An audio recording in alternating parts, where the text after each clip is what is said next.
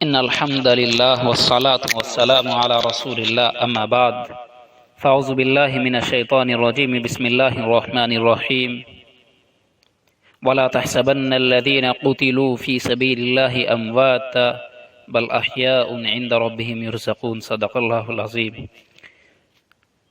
ماقر و محترم سامعین، السلام علیکم ورحمۃ اللہ وبرکاتہ. آج ماہ محرم سے متعلق کچھ عرض کرنے کو جی چاہتا ہے. دعا ہے اللہ تعالیٰ بات کہنے کی ہم سب کو اس پر عمل پیرا ہونے کی توفیق عطا فرمائے اور بھٹکے ہوئے لوگوں کے لیے ہدایت کا ذریعہ بنائے.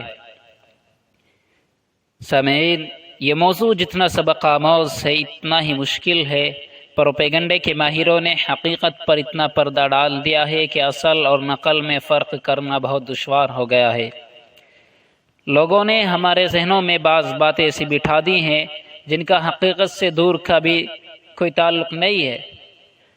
جو لوگ دن کو رات اور رات کو دن ثابت کرنے میں ماہر ہیں، سچ کو جھوٹ اور جھوٹ کو سچ باور کرانے میں کمال لگتے ہیں، ایسے دوستوں نے پروپیگنڈے کرنے میں اتنی عیاری کا ثبوت دیا ہے کہ بڑے بڑے لوگ اس سے متاثر ہوئے بغیر نہیں رہ سکے. اقبال مرحوم نے اسی لیے کہا تھا، حقیقت خرافات میں کھو گئی، یہ امت روایات میں کھو گئی.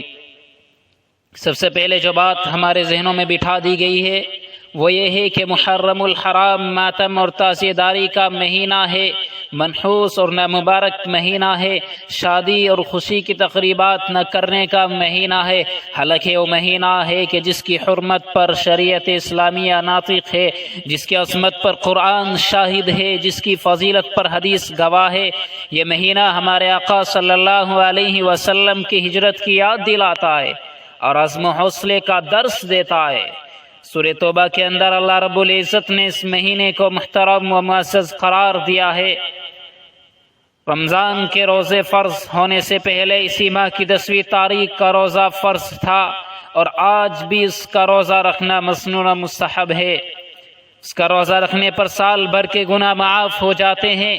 اس دن بال بچوں پر خرچ کرنے سے پورے سال روزی میں کشادگی اور برکت ہوتی ہے. اور صرف یہ نہیں بلکہ رمضان کے بعد سب سے افضل روزہ محرم کا روزہ ہے. حدیث میں آتا ہے، افضل الصیام بعد رمضان شہر اللہ المحرم، یعنی رمضان کے بعد سب سے افضل روزہ محرم کا روزہ ہے. اور سنیے، اس مہینے کی فضیلت و شہرت صرف اس واقعے کربلا کی وجہ سے نہیں، بلکہ واقعہ یوں ہے کہ اسلام کی آمد سے قبل اسی ماہ کی 10ویں تاریخ کو حضرت موسیٰ اور بنی اسرائیل کو فرعون کے ظلم سے نجات ملی. اسی تاریخی دن میں یہود روزہ رکھتے تھے. اسی مہینے میں حضرت آدم علیہ السلام کی دعا قبول ہوئی.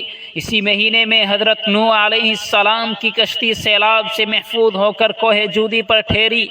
اس کی عظمت کو سمجھنے کے لیے اس سے آسان بات کیا ہوگی کہ محرم کے معنی ہی مقدس و محترم کے ہیں. پرانا اسلامی سال ختم ہو رہا ہے اور نیا اسلامی سال شروع ہو رہا ہے. اس موقع پر ایک زندہ قوم کے لیے تو ہونا یہ چاہیے تھا کہ محرم الحرام کے آغاز پر ایک دوسرے کو مبارکباد پیش کی جاتی، نئے سال کے آنے پر خوشیوں کا اظہار کیا جاتا، گزرنے والے سال پر اپنے کاموں کا جائزہ لیا جاتا، روشن مستقبل کے لیے منصوبہ بنایا جاتا. لیکن افسوس صد افسوس ہوتا ہے، شہادت حسین کے نام پر شہر شہر قریہ قریہ بستی بستی رنج و غم کا اظہار کیا جا رہا ہے.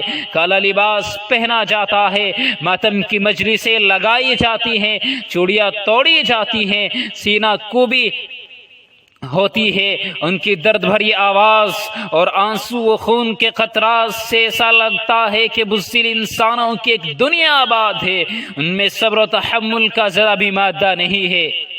اب سوال پیدا یہ ہوتا ہے کہ کیا شہادت رونے دھونے کی چیز ہے؟ اگر واقعی ایسا ہے تو خدا را مجھے بھی بتائیے کہ سید الانبیاء اس کی تمنا کیوں کرتے تھے. حدیث میں آتا ہے، امام الانبیاء والمرسلین فرماتے ہیں، لوددت انی ان اقاتل فی سبیل اللہ ثم احیا ثم اقتل ثم احیا ثم اقتل، میری خواہش ہے کہ میں اللہ کے راستے میں شہید کیا جاؤں، پھر زندہ کیا جاؤں، پھر شہید کیا جاؤں، پھر مجھے زندہ کیا جائے، پھر میں شہید کیا جاؤں۔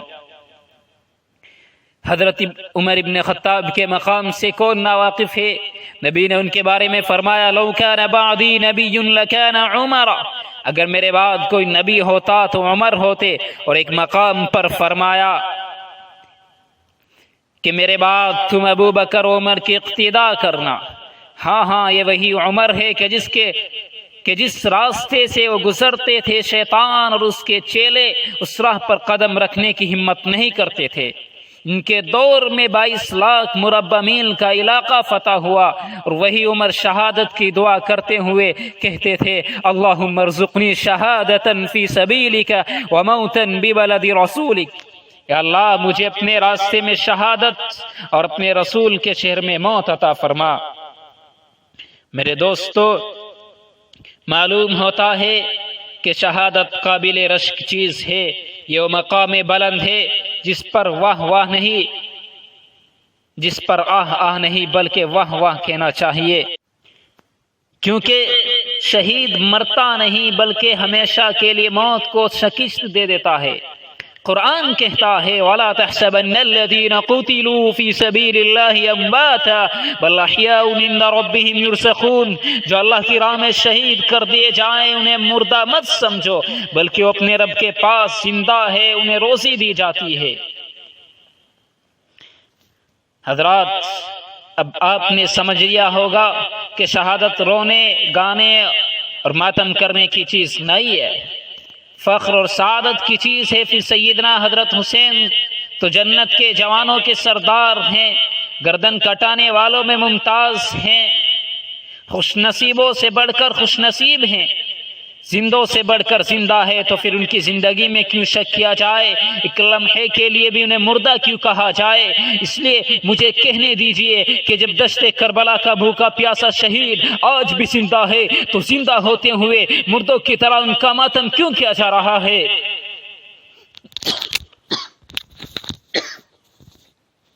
دعا کرے اللہ تبارک و تعالی ہم سب کے اندر سے خرافات نکال کر نبی صلی اللہ علیہ وسلم کے طریقے پر چلنے کی توفیق عطا فرمائے۔